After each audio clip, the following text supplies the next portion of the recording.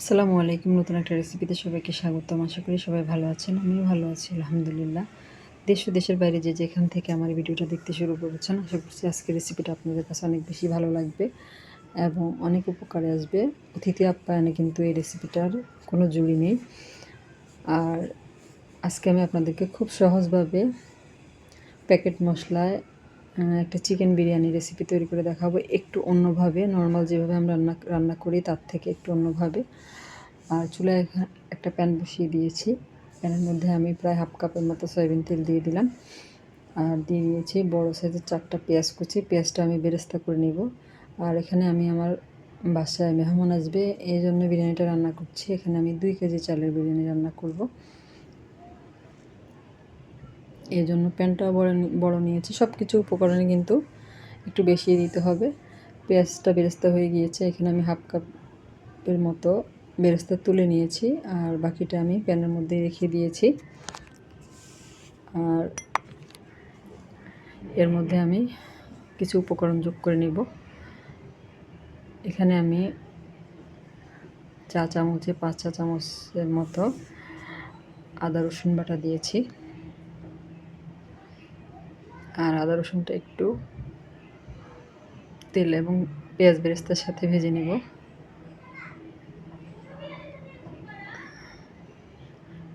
আর আমি এখানে 2 কেজি চালের বিরিয়ানি রান্না করব, এজন্য ওই অনুপাতে কিন্তু সব কিছু একটু বেশি দিতে হবে। এরপর আমি এখানে দিয়ে দিব কাঠবাদাম এবং কিশমিশ বাটা। এখানে 2.5 চা চামচের মতো আছে। এটা আমি আগেই বেটে নিয়েছি। দিয়ে দিলাম। এরপরে দিয়ে দিব হাফ ইঞ্চি পরিমাণ গ্রেট করা আদা। আর অবশ্যই আদাটা দেওয়ার চেষ্টা করবেন। আদা রসুন বাটা তো দিবেনই, কিন্তু গ্রেট করা আদা দিবেন একটু। এতে করে কিন্তু এই বিরিয়ানির টেস্টটা অনেক বেশি ভালো আসবে, খেতে অনেক বেশি ভালো লাগবে। আর মশলাটা আমি এখানে কষিয়ে নিব। এরপরে আমি এখানে দিয়ে দিব ঝালের জন্য মরিচের গুঁড়ো। আমি এখানে 1 চা চামচ মরিচের গুঁড়ো দিয়েছি, এর থেকে বেশি দিতে হবে না, যেহেতু প্যাকেট মশলার মধ্যে কিন্তু সবগুলো মশলা থাকে। এই জন্য মশলাটা কষিয়ে আমি অফ ক্যামেরা এখানে চিকেনটা দিয়ে দিয়েছি। আমি এখানে মিডিয়াম সাইজের 3টা চিকেন এরকম করে টুকরো করে কেটে নিয়েছি। একেবারে ছোটো করে নিয়ে আবার একেবারে বড়ও করে নিয়ে, আপনারা দেখে বুঝতে পারছেন কেমন করে টুকরো করে নিয়েছি। কেটে দিয়ে পরিষ্কার করে নেওয়া চিকেনটাকে একটু একটু কেটে কেটে দিয়েছি, যাতে করে এর মধ্যে মশলা লবণ ঠিকমতো প্রবেশ করে। আর এটা আমি 3-4 মিনিটের মতো মশলার সাথে একটু কষিয়ে নিয়েছি চিকেনটাকে। এ পর্যায়ে দিয়ে দিব আমি এখানে টক দই। এখানে আমি 1/3 কাপের মতো টক দই দিয়েছি। দিয়ে দিলাম টক দইটা আমি মিশিয়ে নিয়েছি চিকেনের সাথে।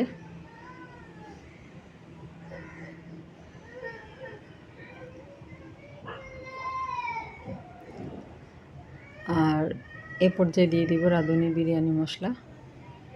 আর এই মশলাটাকে মশলার প্যাকেট থেকে কিছুটা মশলা দিয়ে আমি এর আগে একদিন বিরিয়ানি রান্না করেছিলাম। আর বাকি মশলাটা আজকের এই বিরিয়ানিতে দিয়ে দিব। এখানে টেবিল চামচে প্রায় 4 টেবিল চামচ থেকে একটু বেশি হবে দিয়ে দিয়েছি পুরোটাই।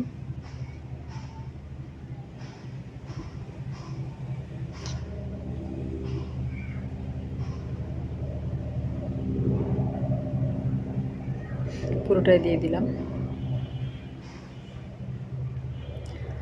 এবার চিকেনের সাথে মশলাটা খুব ভালো মতো মিশিয়ে নিব।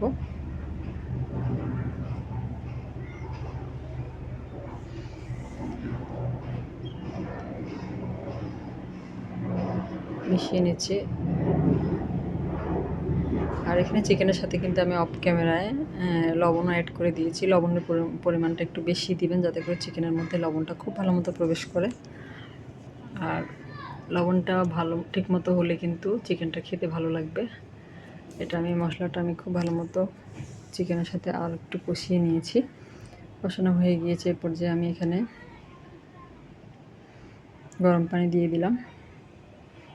আমি এখানে 4 কাপ পরিমাণ গরম পানি দিয়েছি। আপনারা চাইলে এখানে একবারে চালের সাথে যা পানি দিবেন সেটাও দিয়ে দিতে পারেন। আমি এখানে প্রথমে অর্ধেক থেকে কম, অর্থাৎ চালের পরিমাণ থেকে অর্ধেক থেকে কম পানি দিয়েছি। আর এটা হিসাব রাখতে হবে। পরবর্তীতে চাল যখন অ্যাড করব তখন কিন্তু চিকেনটা তখন চালের পরিমাণে চাল ঠিক মতো হবে। আর এখানে আমি প্রায় 8 থেকে 10 মিনিট চিকেনটা রান্না করে নিয়েছি মিডিয়াম আছে। চিকেনটা আমার সেদ্ধ হয়ে গিয়েছে। এটা আমি একটা প্লেটের মধ্যে তুলে নিচ্ছি।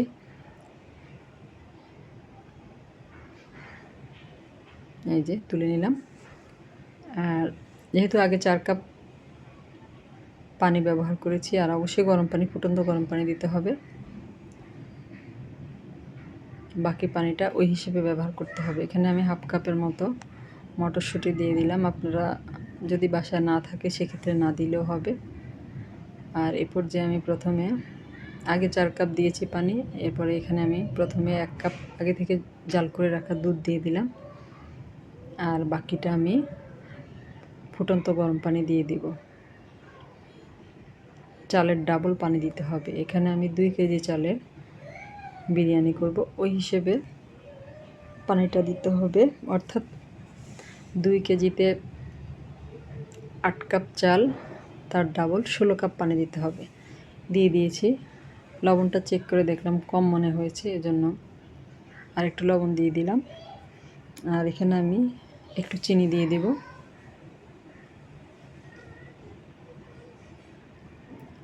দুই চা চামচের মতো চিনি দিয়েছি। আর এটা মিশিয়ে নিব। আর এই পানিটা একদম টকবগে বলক আসা পর্যন্ত অপেক্ষা করব। পানিটাতে আমার বলক চলে এসেছে। চালটা আমি আগেই ধুয়ে পানি ঝরিয়ে নিয়েছি। এই যে একবারে ঝুরঝুরে হয়ে গেছে চালটা। পুরো চালটাই দিয়ে দিব। এখানে 2 কেজি পরিমাণ চাল আছে। চিনি গুঁড়া পোলাও চাল দিয়ে দিলাম। নেড়ে চেড়ে মিশিয়ে নিব। আর এই পানিটা টেনে আসা পর্যন্ত অপেক্ষা করব। চুলার আঁচটা কিন্তু এখন হাই হিটে রাখতে হবে। হাই হিটে রেখে কিন্তু পানিটা টানিয়ে নিতে হবে। আর যারা আমার চ্যানেলে নতুন আজকে প্রথম ভিডিও দেখছেন, যদি রেসিপিটা আপনাদের ভালো লাগে আর আমার চ্যানেলটাকে সাবস্ক্রাইব করা না থাকে, সেক্ষেত্রে আমার চ্যানেলটাকে সাবস্ক্রাইব করে পাশে থাকা বেল বাটনটা অল অপশনে ক্লিক করে দেবেন। এতে করে আমি পরবর্তীতে যত ভিডিও দিব তার নোটিফিকেশন সবার আগে আপনাদের কাছে পৌঁছে যাবে। নতুন নতুন রেসিপির জন্য আমার চ্যানেলটাকে সাবস্ক্রাইব করে রাখতে পারেন। আর এখানে আমি 5-6টার মতো আলু চামড়া ছিলে ধুয়ে একটু লবণ আর হলুদ দিয়ে আমি এটা ভেজে নিয়েছি। ভাজা আলুটা দিয়ে দিলাম। অফ ক্যামেরা আমি এটা ভেজে নিয়েছি।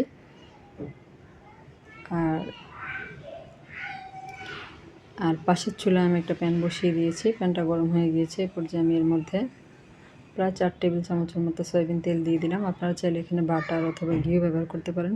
এতে করে কিন্তু খুব সুন্দর একটা সুঘ্রাণ আসবে, খেতে ভালো লাগবে। আর পানিটা টেনে এসেছে। আমি চুলার আঁচটা একদম লো করে দিয়েছি। লো করে দিয়ে ঢাকনাটা দিয়ে ঢেকে দিয়েছি। আর আপনারা চাইলে কিন্তু এটা দমেও দিতে পারেন। এরপরে তেলের মধ্যে আমি চিকেনগুলো দিয়ে পিট করে একটু লাল লাল করে ভেজে নিয়েছি। বিরিয়ানিটি কিন্তু আমার পানি টেনে একেবারে ঝরঝরা হয়ে গিয়েছে। আমি এর মধ্যে 2 বার নেড়ে দিয়েছি। চুলার আঁচটা একদম লোতেই থাকবে। আর এখানে আমি ভাজা চিকেনগুলো দিয়ে দিব। আর এভাবে বিরিয়ানি যদি কেউ না খেয়ে থাকেন, অবশ্যই একবার এই রেসিপিতে খেয়ে দেখবেন। খুবই মজার। যে খাবে সে আপনার প্রশংসা করবে।